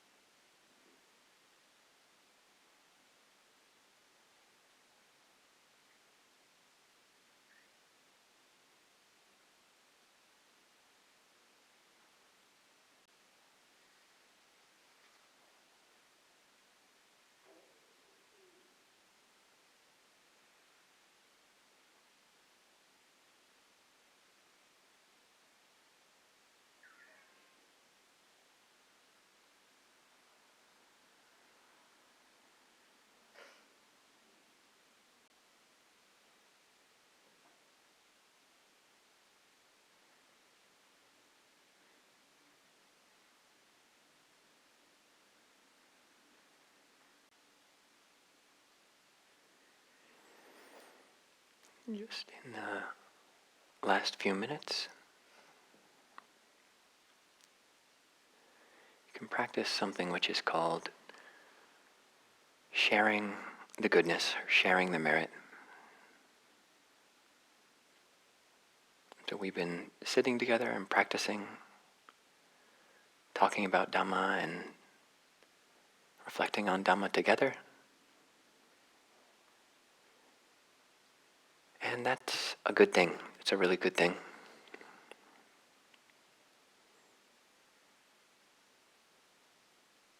And so just establishing this wish, and you don't have to worry about the mechanics of this or how it might work, but just may any goodness that comes from my practice this morning, from all of our practice, may any goodness I've done this morning, may all beings receive a portion of that. May all beings share in that goodness.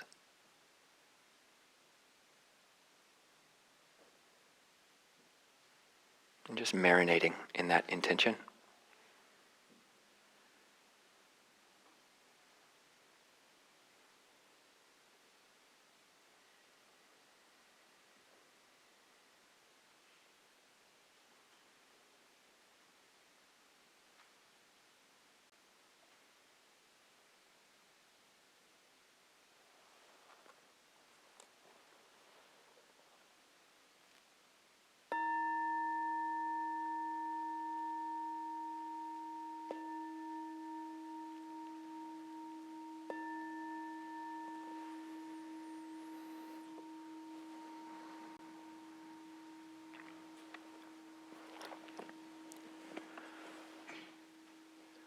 We've got about 10 minutes before we close and have some lunch.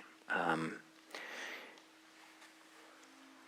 just wanted to point to one discourse in here, which is a really fascinating list. It's probably the longest list of conditionality. It's in something called the Upanisa Sutta, and it's the first passage in here on page 13. And it gives that whole simile of rain falling on a mountain. And then it describes the whole sequence of dependent origination, about how ignorance leads to mental formations, which lead to consciousness, which lead to name and form, which lead to six sense spheres, all the way through contact, and then we have feeling, and then craving, and then from that craving comes clinging, and then becoming, and birth, and then this whole massive suffering. But then it doesn't stop there, and it continues. So what is the result of dukkha, or unsatisfactoriness? And it doesn't say it in this sutta, but elsewhere the Buddha says there are two results of dukkha, or unsatisfactoriness, of suffering. What are those two? Either more dukkha, you just pile dukkha on top of dukkha, you're suffering and you hate it. So that's the second arrow. I get shot, I have a pain in my shoulder, but then I don't like the pain and I tense up around it and have all this whole story about who shot me, etc. And that's akin to a second arrow that I'm jabbing myself with. And everyone, arhants, the Buddha, would experience the first arrow, experience this physical dukkha. But the second arrow is where you have a choice. You can either not cause more suffering for yourself. So the second result of dukkha is a search for some way out of this suffering. So in this first discourse, the Buddha says that faith, so dukkha is a supporting cause for faith. And faith is a supporting cause for a sense of well-being, all the way down the well-being cascade. And that's just awesome to realize, or to contemplate, or to see. When you're experiencing suffering, could you shift away from the stories that you have around it in a direction of, oh, it is possible for me to relate to this differently. It is possible for me not to make a problem out of this. And then from that realization, that first level of faith that I can train the mind, it is possible to train the mind, that can lead all the way down to awakening to the great ocean. So with that, wanted to maybe open things up one last time for a few more, could be questions, but even better would just be to hear people's, if anyone was inspired this morning to have any thoughts about how you might bring any of these well-being clouds into your life, specific ways you could bring precepts or generosity study into your lives. Would love to hear that.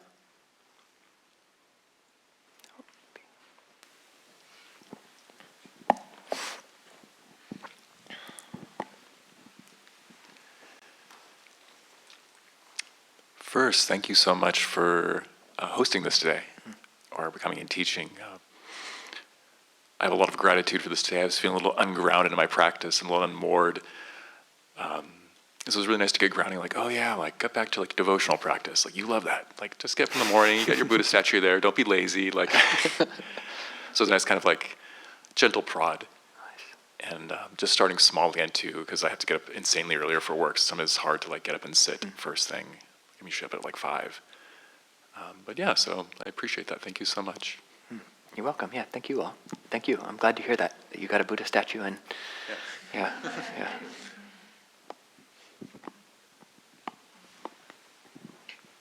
Yeah, thank you so much. I come from a culture where we downplay all the good and your own qualities. So I see a benefit, but I'm cautiously going to try and bring those to mind. And I see how that can be helpful in not shooting the second arrow, just keeping those in mind. I'm really happy to hear that.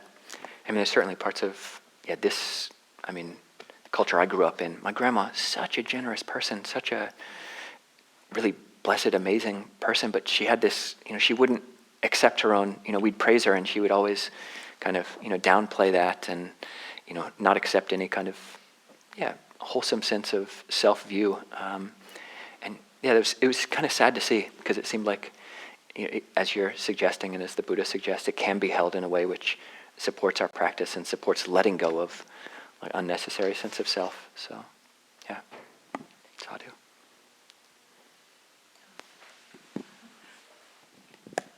Thank you. When you just said that, I think, like your grandmother could have had joy from her goodness. And so, that's something to encourage in all of us. What I was thinking, I would just try to, I like those 3 bows in the morning. It's definitely doable. And the other thing I think for generosity, I'm going to try listening, to support people and, not jumping to any fixing or anything. That's my goal. That's great. Yeah, being generous with one's time. I mean, that's really hard, can be. So, Saddhā, that's great.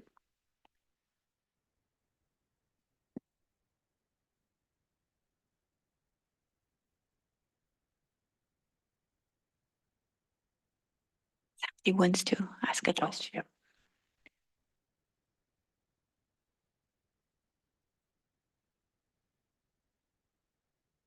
Thank you, Ajahn, for the beautiful teaching. I'll be marinating in it for a while. How may we bring study into one's life when one way could be to join the Clear Mountain Upasika reading group, which meets every Monday, and twice a month we read a Suta together, and twice a month we read Buddha Dhamma by P.A. Payutto, which is a wonderful, wonderful book. So if you're interested, feel free to come on the Clear Mountain website, check the calendar, and join us. There's a small cost of entry. Try to hold the 5 precepts and do some meditation every day, but it's cheap and it's pretty worth it. So Okay. Nice. Good to see you, Julian. I was wondering if that was you. Yeah. Take care, Ajahn. Good to see you as well. You too. You too. So yeah, it is a good plug. I mean, it's a pretty neat community, I have to say. And the cost, he was totally just joking. The cost, there's no cost other than keeping the precepts if you want. You can just go to clearmountainmonastery.org and you've got all sorts of links and ways to tap into that community.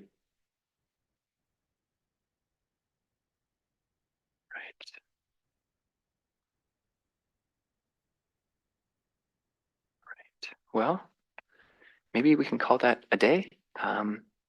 And just in Theravada Buddhism, because I'm a Theravada monk, we often just, the person giving the teaching would do a blessing chant, so I can just chant that, and it's just wishing for everyone and myself well-being, and hope we can all really put these teachings into practice and experience the joys and well-being of practice. So.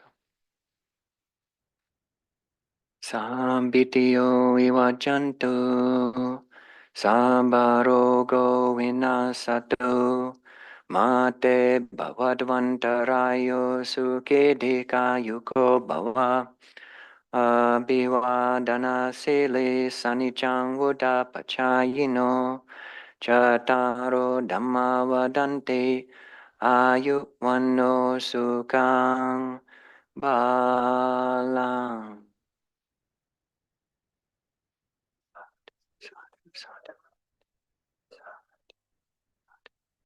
Sadhu, if anyone doesn't know, it means way to go. That was awesome. So, and anybody who wants to, I'm going to pay respects, 3 bow to the Buddha, and if anybody wants to join, you're welcome.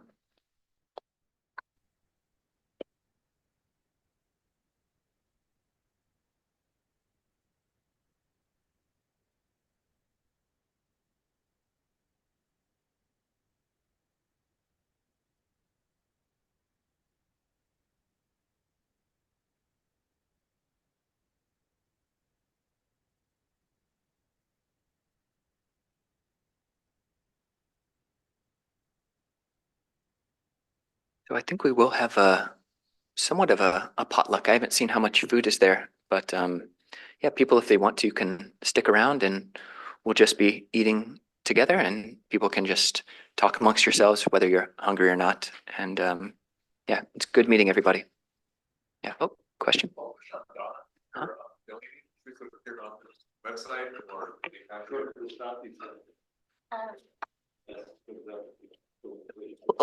For donating, there are instructions at the kiosk. I printed out some instructions, and